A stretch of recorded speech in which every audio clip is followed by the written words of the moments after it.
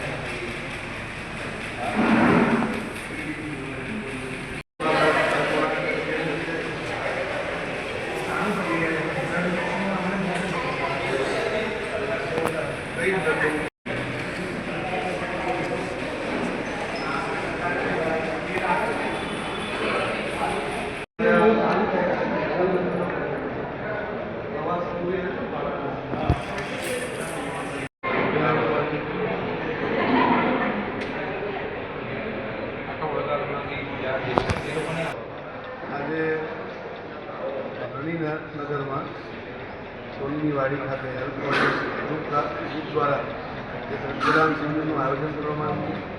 તેની અંદર યુવાનો દ્વારા આજે રક્તની ખૂબ જરૂર હોય છે ત્યારે આ રક્તદાન શિબિરના માધ્યમથી લગભગ 100થી વધુ બ્લડ યુનિટ એકત્રિત કરવાનું લક્ષ્યાંક રાખવામાં આવે છે અને આવું સરસ સેવાનું કામ કરવા બદલ તેજભાઈ શાહ અને એની પૂરી ટીમને ખૂબ અભિનંદન આપું છું। ભવિષ્યમાં પણ આવા સારા સમાજની સેવાથી પ્રવૃત્તિ સાથે આગળ વધતા રહે તેવી શુભકામનાઓ।